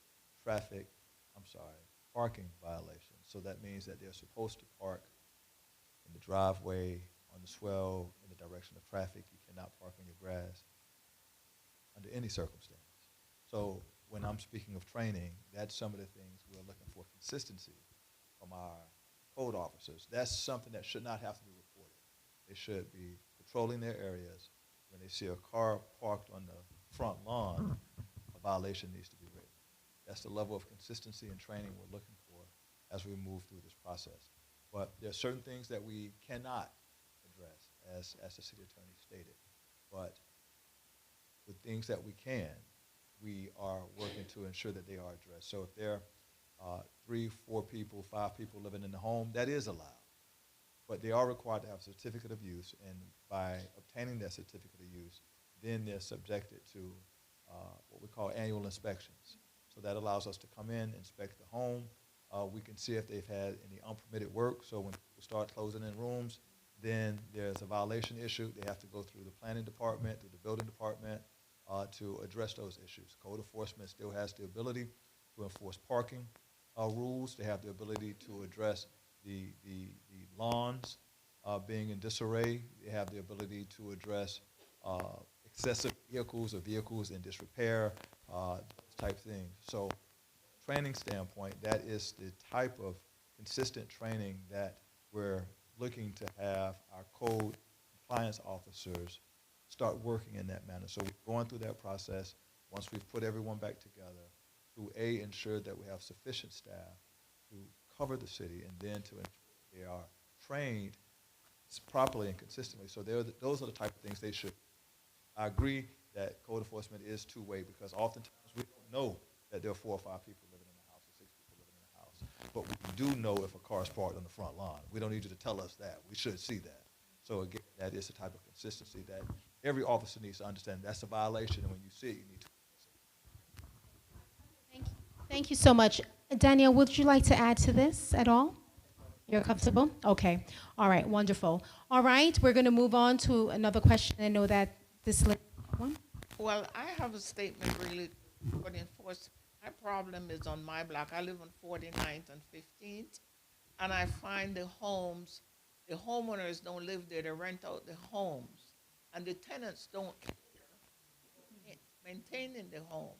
So we need to go after the owners that don't live in our city any longer. They move to Miami Beach or Coconut Creek or somewhere else, and they rent out the property to homeowners, to tenants.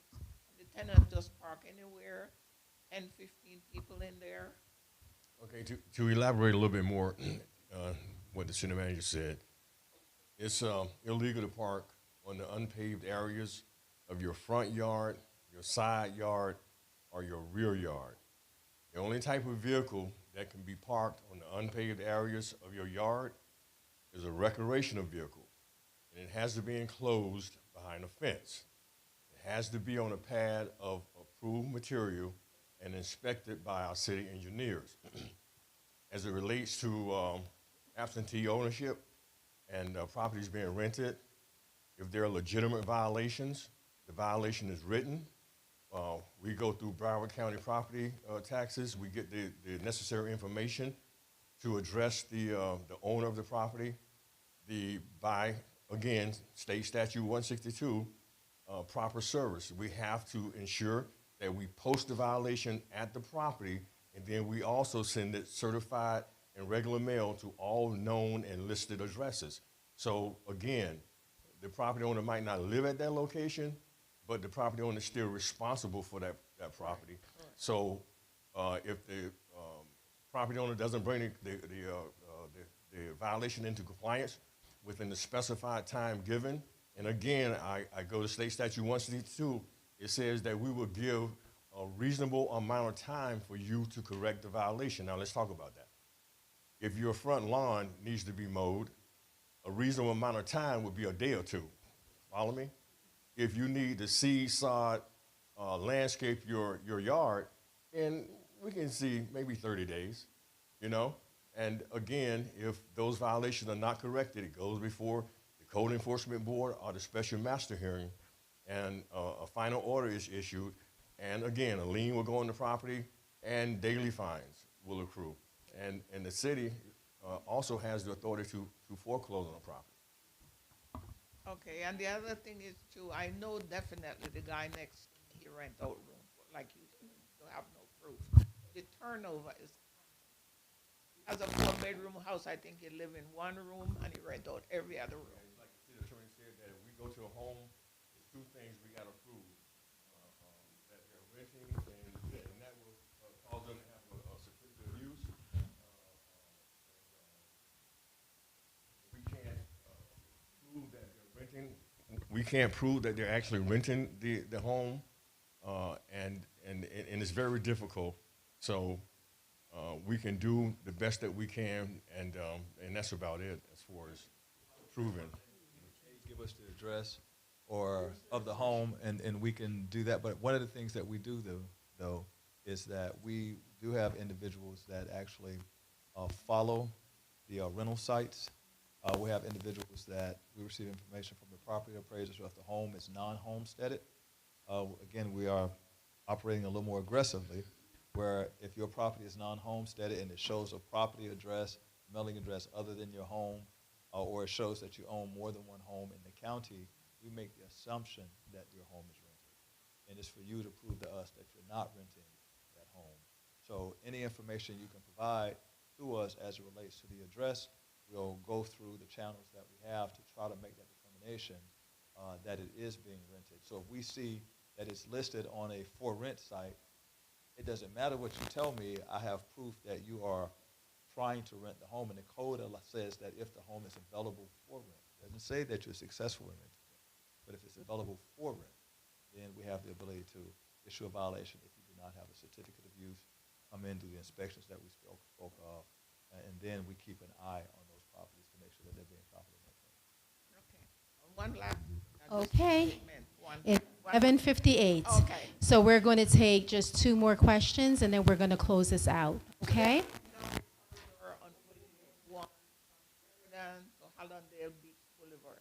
And I was amazed of how beautiful the median was on both from that strip of Sheridan to Hallandale Beach Boulevard.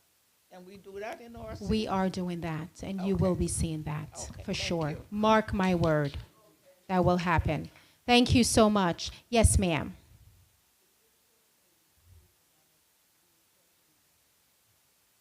You guys are on fire tonight when you start with the first question. Yes.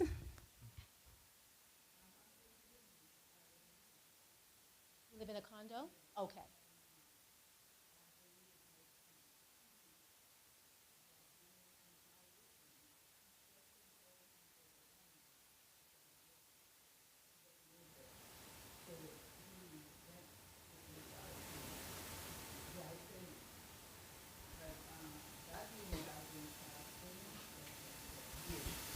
How do you know that?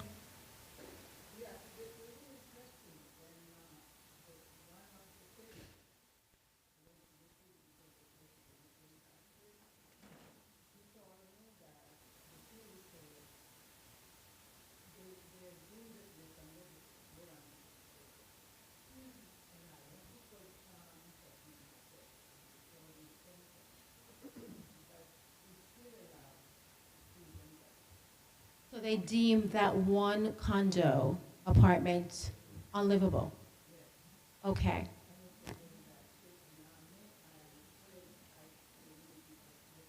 Okay.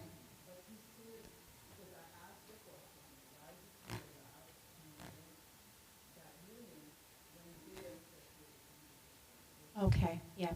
Well, we thank you so much for bringing that to our attention. We're going to look further into it. Danielle, if you can please get her information. I really, considering what you just disclosed, I don't necessarily want the name of the building, yes, to be disclosed openly. So we'll have Danielle take your information, and we will definitely look into it, okay, for you. Yeah, and we'll do it expeditiously as well. All right? Okay? Yeah.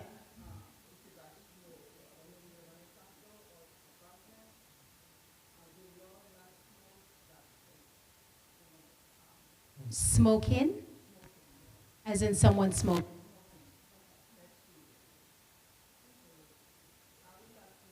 You want to know what the law is as it relates to in their property that goes through the vents.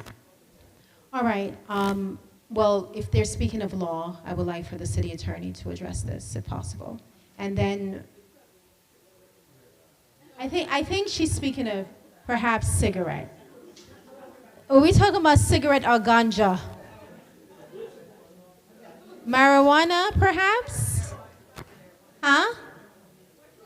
Is it cigarette or is it ganja? Marijuana? Weed? Cannabis? Okay. Mary, that's a police issue. Okay. You can smoke cigarette. Chief, you can address that. Well, the law is obviously has changed. It has changed because if you have obviously, I call it, if you are permitted and you have the right to use marijuana for medical purposes, you can. So I just want to make sure the law in Florida, marijuana is not legal to use it for recreational use, but if you go to a doctor and you get the medical marijuana prescription, you can use it legally. I just want to give you that. Yeah. Well, in Florida, obviously the non-smoking laws generally applies to, restaurants and public buildings in terms of your residential home, the laws does not prohibit you from smoking inside, okay? So that just floated a law. But in terms of, the law is pretty clear that if you have a medical marijuana prescription, you can smoke, in fact, you can smoke in your car. The effects that has on you in terms of, you don't smoke, I understand that. But again, is if that person, if it's legal marijuana, I think it's hard to enforce in that. I'll leave that to the chief. I'll leave that to the chief. Okay. So I did see someone's hand over here as a gentleman, and then I will go to you, madam. Okay? Yeah. We thank you for that. But Danielle, please do get her information. Yeah. And then we'll close this out, of course.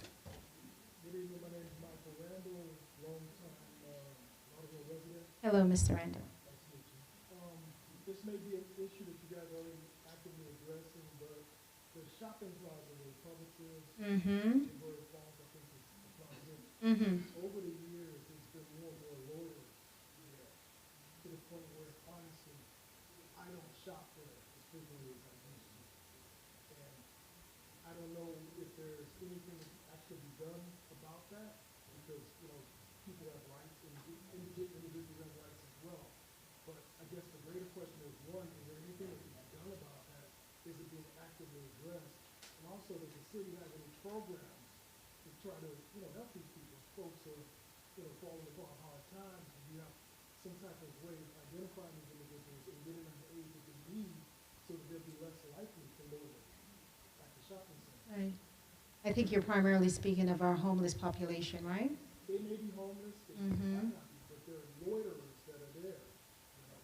I will tell you, Chief, that I have not heard much about that particular plaza. I haven't, and I shop at that plaza.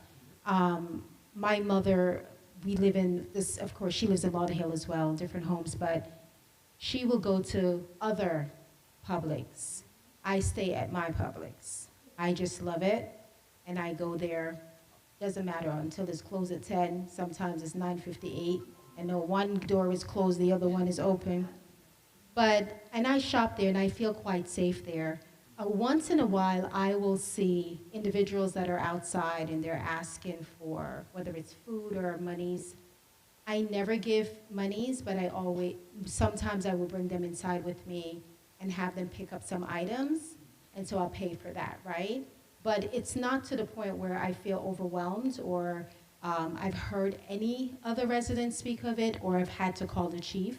I know that there are other plazas, case in point, the one with the 7-Eleven that is closer, and that is an area of great concern. And many times I have talked to the chief about that, and even the property owner. I think at one of our meetings, Barbara, the owner, was there. We were very excited to see him, weren't we? But also, he's the owner of the 7-Eleven, but of course, there's a property owner of the complex. So that particular plaza, thank you for bringing that to us. I'll have the chief speak to that, but in my experience and just hearing from the residents, I have not heard much about it. Also, are there any programs for the people who might be homeless or? Yes, yes, so we have those programs. So as far as if there's someone out panhandling, and again, it could be people that are passing out flyers, or you can have someone who's homeless that's there. So again, identifying them, but it's important to call us, so we will respond to address that issue. Whether it's panhandling, there are certain things that people may come out and pass flyers out, so those things are not, legal, so we have to address those. But as far as any resources, we do have officers that are assigned to a task force. We have various outside resources that we can contact. So we do identify those people who need help and try to provide those resources. So there is a homeless outreach that caters to different areas in Broward County. So if we need them to come in our city, which they do, what they call a homeless point and count, Major Sorn, if I have that correct, So they identify a person in a particular area, and they identify where they found them. So if they need veterans assistance, they will provide that. So again, it's everybody's case is different. So you have to identify what their needs are, and then we try to address. And there have been a few examples. I'm not going to get into detail because I know we're wrapping up, but there was a person who needed veterans assistance. A lot of times people don't know what resources are available. So we were able to find this person who had been a veteran. We had, in fact, an officer who was assigned to the task force.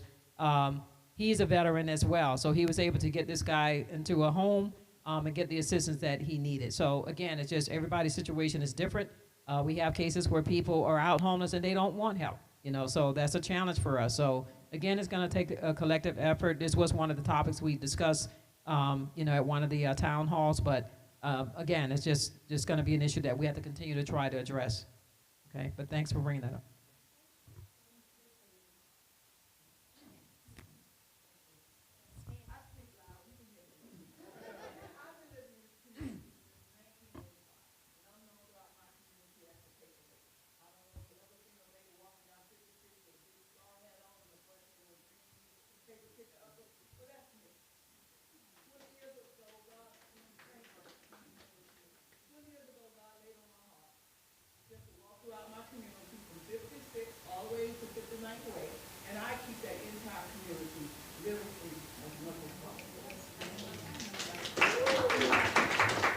We need to hire you.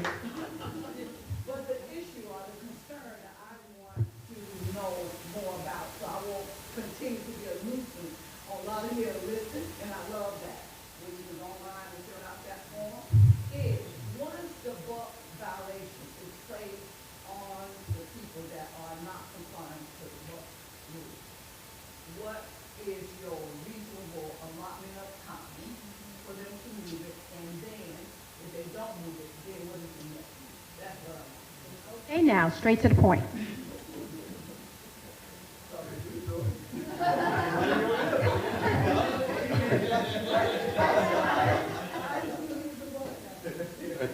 Normally, when the bulk or any miscellaneous trash is out in the swell area or just thrown about, we sticker the identifying sticker with the orange sticker. It has like 5 days before it's picked up. Again, reasonable amount of time. And then we have a contract person to pick the trash up and dispose of it. Okay, now, give him a hand. 1, 2. We build the property. If they do not pay, then we pay them. We have to. Will there be a cleanup on 56?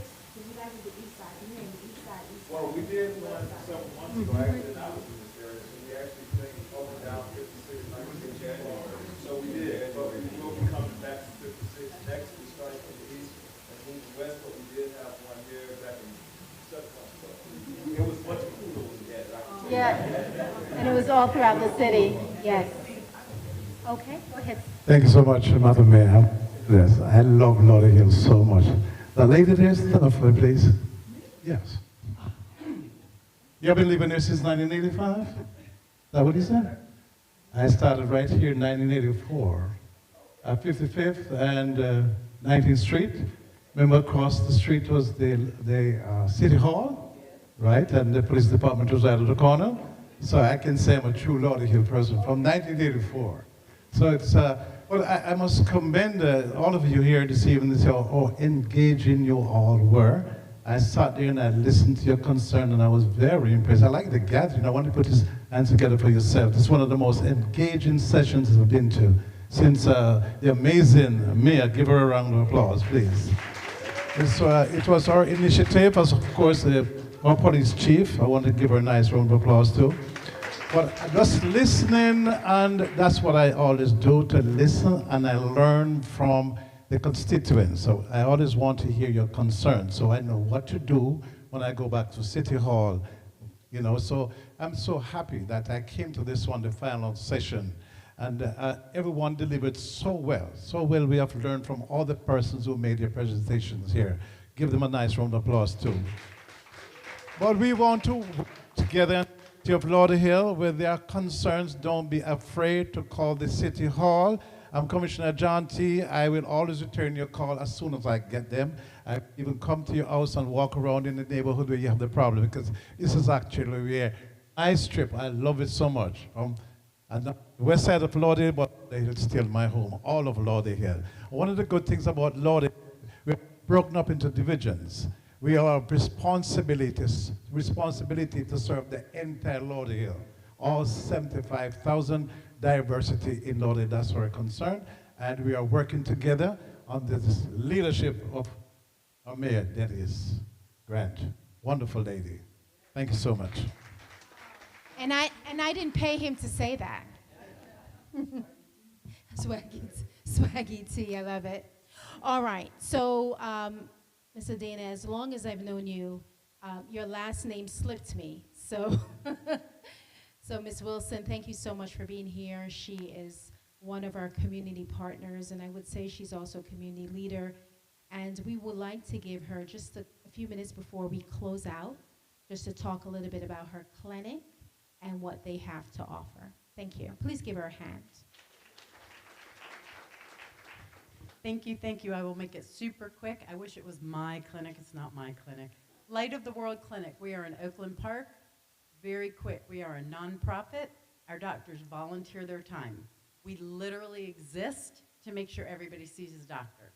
Okay? No shareholders to report to. The doctors aren't making any money. We survive on grants and donations. If you live in Broward County, you have no health insurance, and you make under 2.5 times the federal poverty level. You can apply to become our patient, a ton of specialists, free medication, it's all free. So if you know anybody who's not getting medical care, they don't have insurance and can't afford it, or whatever other situation they find themselves in, please have them give us a call. Light of the World Clinic, okay? Thank you. Thank you. And if you have any other questions and concerns, please call 954-730-3000. Okay. I listened well, but I got information. So 954-730-3000. You most likely will hear on the other end of that phone a lady by the name of Katia.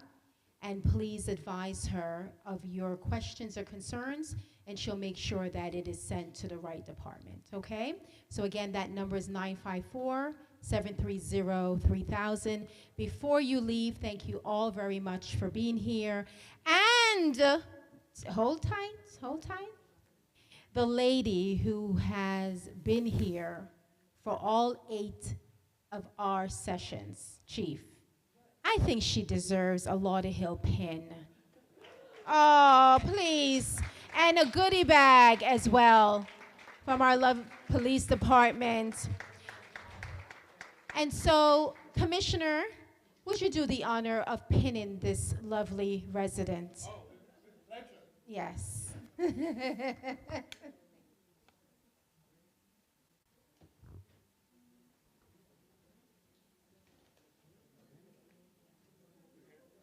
She has traveled throughout the city to ensure that she's here. Have you enjoyed it? Good, good.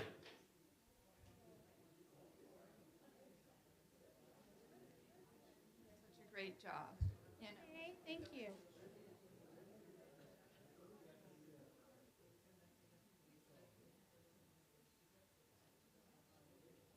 We have to stay and watch her being pinned. This is an important moment. Yay, please give her a hand. And I just wanted to say I came to this community 16 years ago and haven't participated in anything really until a couple of years ago. And my daughter needed a place to exercise, and I went to Sunrise. And the lady there, she was like, oh, no, no, no. I think you'd be better off, you live in Lauderhill, go to Veterans Park. And she put me over in Veterans Park. And I started noticing that Lauderhill has a lot for our kids, has a lot for our community. We should be proud of them. Thank you.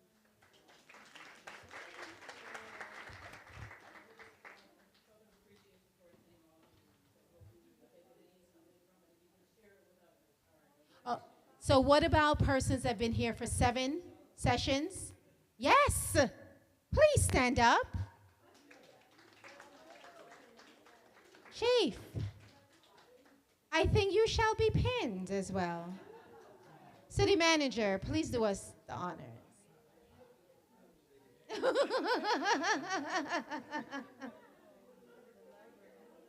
You shall be pinned. Everyone attend. Okay. Don't stick around.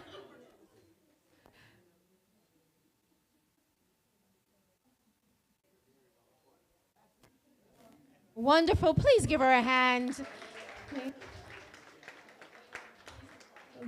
Yes, thank you so much. So that was 7. What about 6? 5. 5. Miss Barbara? Oh, Miss Barbara, you better come up here. Oh, you've been up to. Yeah. No, don't worry. We have one for you too. Miss Barbara Herman. Let me. You guys are in trouble tomorrow. Aww, we appreciate you so much. Thank you. She hosted one at, yes, and Run Cultural Center. All right, so 5, 4. Okay. Young lady, please come up. You have been such an incredible participant. You asked all the right questions. High five. High five for the questions. Yes, thank you so much. Can I get a hug? Yes. Okay, and we have the gentleman, the neon in the back. Yes. Oh, yes. You can't be shy in this world. Come on. Yes, thank you so much. The two of you. We really appreciate you for coming out. I hope that you enjoyed this last session.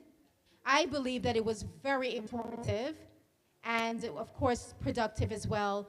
Thank you. I gave you the number, so if you have any questions or concerns, please do reach out to us. You know that we're accessible. We're here. And thank you to the leadership. Can't do things without you. And hearing from the leadership, we're a knowledgeable group, huh? Yes. Give it up for our city manager and his department heads. Yes. Thank you very much again. Have a wonderful, wonderful rest of the night.